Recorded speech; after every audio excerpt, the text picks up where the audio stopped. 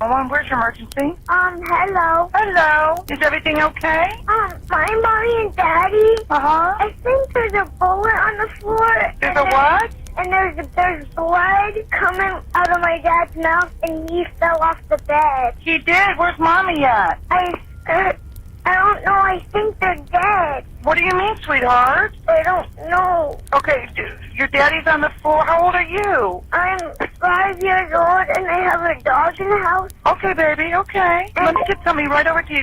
Did you go in your mommy and daddy's room? And there's blood. All over the place? Not all over. There's blood on the bed and blood on the floor. Oh, my goodness. And you have your little doggie with you? And 3 cats. Well, and you got some cats, too? 3 cats and 1 dog. Okay. Are you the only one there besides Mommy and Daddy? I said Mommy and Daddy, and they didn't even answer. Okay. Okay, what I want you to do, honey, I want you to stay on the phone with me. What is your name? Oh, that's a very pretty name. Actually, it's Oh, I'm so sorry. That is a beautiful name. What's your doggie's name? Liza. Okay. And what made you wake up tonight? I think I heard a gunshot. You heard a gun? Yes, and I see a bullet laying on the floor. I think it's a bullet. Really? Mm-hmm. Who has a gun in the house? I don't see it, John, but I'm scared. Oh, sweetheart, I will not let anything happen to you. Can you send the deputies out? I promise I will. And you're only 5 years old? Mm-hmm. You are so smart for 5 years old. Wow. Are you off of school this week? No, I go to school next year. You do? Oh my gosh, you're not even in kindergarten yet? No, Oh, what's your doggie's name? Liza. Liza. What kind of doggie is she? She's a lab. Oh my God, I love those. Those are so beautiful. Is she a black lab or is she a yellow lab? A black lab. Oh my, you are so smart. With, brown eyes. Oh my goodness, how old is she? She is like 3 years old or 2 years old. I don't really know. Wow. You can remember her for a long time, huh? Yep. Oh my goodness.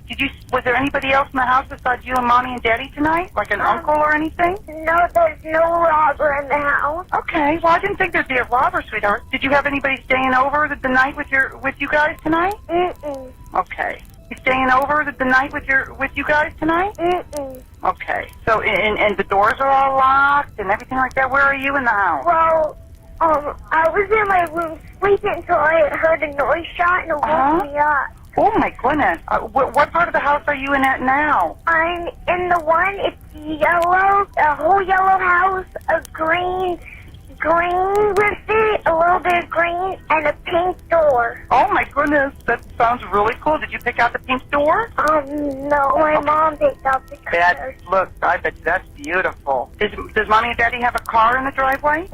2 cars. 2 cars? What kind of cars do they have? My mom has a Toyota. What color is that Toyota? Is it dark or gray or silver? It's red. Red? Okay. What kind of car does Daddy have? He has a Jeep. It's black and white. Listen to me. Is your phone the kind of phone you can take with you and walk around? There should be an officer at your front door. I need for you to take your phone with you and walk over to the door and open it for me, okay? And I'm going to stay on the phone with you, okay? But, I will not hang up. I'm naked. Oh, well, you want to go grab a towel or something? I don't think the officer's going to care, baby. We just want to make sure Mommy and Daddy are okay, all right? Mm-hmm. Grab a blanket or something. Stay on the phone with me. Stay on the phone, all right? Okay. My name's Donna, by the way. You are doing a wonderful job. Wonderful job. And I knew what to do for safer dog. You did great. I knew. You are wonderful. Absolutely wonderful. You should be very proud of yourself. I'm to the door. I'm unlocking it. Okay. You let me know when the officer talks to you. Okay, you go ahead, Tay. You talk to the officer. Talking to the dispatcher? Okay, tell her I'm here now, okay? You can hang up. Bye, sweetheart. He's here. Okay, sweetheart. You be good, okay? Bye-bye. Okay. 911. This was the voice of 5-year-old Tia Hernlen, calling 911 in the early hours of the morning after waking up to a nightmare no child should ever endure. Alone and terrified, she found her parents unresponsive with blood everywhere. Today, we uncover the heartbreaking story of Tia Hernlen and the tragic events that forever changed her life. Welcome back to Chilling Fireside Stories, where we uncover true crime tales that shock, haunt, and stay with you. Before we begin, I want to issue a content warning. Today's story involves heartbreaking events, including violence and loss, that may be unsettling for some viewers. Viewer discretion is strongly advised. Grab your blanket, settle by the fire, and join me as we delve into the tragic story of Tia Hernlen and the tragedy that struck her family. In the early hours of March 28, 2005, 5-year-old Tia Hernlen made a frantic 911 call. Donna Chufani answered the call, and in this heart-wrenching conversation, brave Tia told Donna how she found her parents lying on the floor of their bedroom, covered in blood.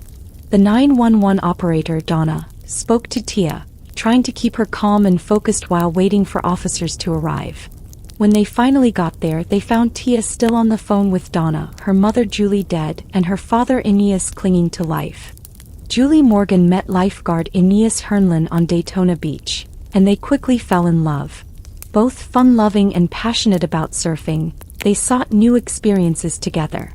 They moved to the Virgin Islands where Aeneas had family and got married there. Later, they returned to Florida near New Smyrna Beach, where they worked hard to buy a bright yellow house with lime green trim and a pink door. In 2000, Julie and Aeneas welcomed their daughter, Tia.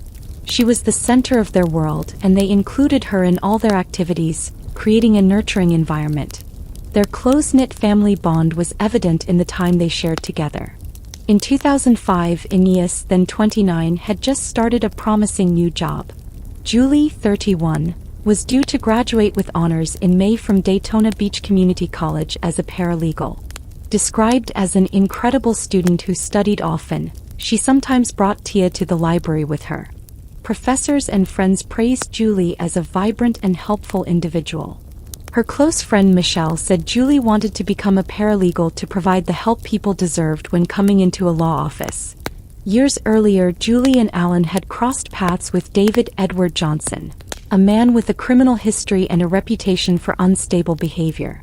Johnson believed the Hernlens were responsible for tipping off law enforcement, which led to his arrest for drug-related charges. He became obsessed with the idea of revenge, convinced that they had ruined his life. As Johnson's resentment grew, his behavior became increasingly erratic. He was reportedly overheard making threats against the Hernlen family, but those who knew him didn't imagine how far his anger would drive him. For Julie and Alan, Johnson's threats were a concern, but they never anticipated the level of violence he was capable of. When police arrived at the Hernlen home, they found a scene of unimaginable tragedy. Julie and Alan had succumbed to their injuries, leaving Tia an orphan. Officers were deeply moved by Tia's bravery and composure during the 911 call, but her heartbreaking loss left an indelible mark on everyone involved. Authorities quickly identified David Edward Johnson as the perpetrator. Within hours of the attack, they tracked him down, but before they could arrest him, Johnson took his own life.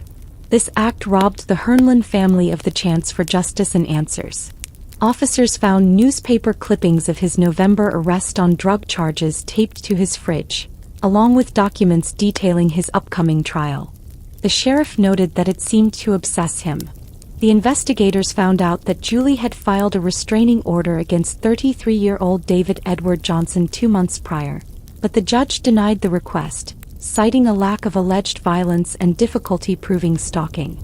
Johnson had been harassing and stalking the family, believing they were responsible for his arrest in November 2004 on charges of growing marijuana and possessing steroids. This belief was unfounded, as officials confirmed the couple had no involvement in his arrest. Despite this, Johnson remained convinced otherwise.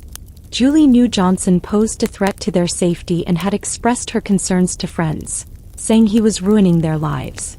She meticulously documented every instance of Johnson driving by their house, calling or making threats, noting the dates, times, and descriptions. Despite her efforts, the judge denied her restraining order request. Julie called her friend, crying, and said she feared for her life, predicting that Johnson might kill her. Her friend recalled Julie saying, "If I'm not here next week, this is the reason why, and this is who killed me." In the immediate aftermath of the tragic incident, Tia went to live with her grandparents in Central Florida, providing her with a stable and loving environment during a time of unimaginable grief and confusion. A trust fund was established in her name at Gulf States Credit Union to secure her financial future and ensure she had the resources necessary for her upbringing and education. The community rallied together, expressing their support and sympathy, aiming to ensure Tia received the care and support she needed during this difficult time. Both Tia and Donna, the 911 operator, were praised for their extraordinary composure during the call. County Sheriff Ben Johnson said, "Tia's composure is extraordinary given what she had just seen. She was an amazing little girl. The information she gave us and the manner she gave it to us. We wish we could get that out of adults." Donna herself said that this 911 call was one she would never forget and hoped to meet Tia one day to give her a big hug. While it's unclear if they ever met, Donna's professionalism and care during the call were remarkable. Following the murders, many family members were outraged that the police and court system did not do more to protect Julie and Aeneas. Julie had sought help from authorities and even predicted that Johnson might kill them one day. Despite doing everything she was supposed to, her efforts were ignored and the system failed her.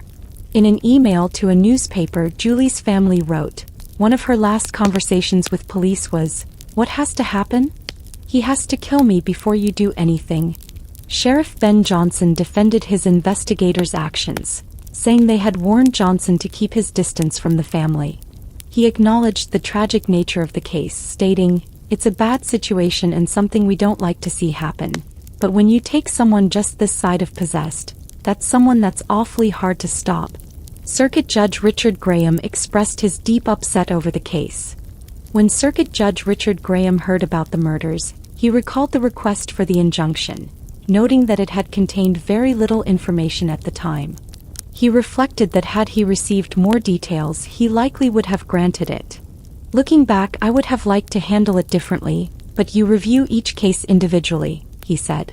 Sheriff Ben Johnson, however, believed that the injunction wouldn't have prevented the attack, stating, "In a case like this, an injunction is only effective for someone willing to follow the rules." This individual was set on taking action. The only way to have prevented it would have been to put him in jail and keep him there. When someone is determined to commit a criminal act, it is hard to stop. In the years following the tragedy, Tia and her family filed a wrongful death claim against Johnson's estate, seeking compensation for emotional distress, mental anguish, and the loss of Tia's parents. The lawsuit stated that after killing Aeneas Hernlen and Julie Morgan Hernlen, Johnson left their bodies for their child, Tia, to discover. He was aware that Tia would likely be the first to find the scene and make the horrific discovery. Details on the outcome of this lawsuit are scarce, but as of today, Tia Hernlen would be around 23 years old. Very little is known about Tia's life today, but it's hoped that she has grown into an incredible young woman. At such a young age, Tia faced unimaginable tragedy and demonstrated remarkable resilience and strength. Her composure during the 911 call is a testament to her courage and to her parents, who raised an extraordinary child. This story underscores the importance of vigilance in protecting your loved ones. Here are some safety tips to help you stay prepared for emergencies. Secure your home. Install sturdy locks, security cameras, and an alarm system to protect against intruders. Teach children how to call 911 and what to do in case of an emergency. Address the warning signs. Take threats or unusual behavior seriously and report them to authorities when necessary. Thank you for joining me in remembering Tia Hernlen's story. This tragic case reminds us of the importance of addressing conflicts, supporting mental health, and taking threats seriously. Please like, subscribe, and share to raise awareness and honor the memory of Julie and Alan Hernlen. Until next time, stay safe, stay aware, and take care of your loved ones.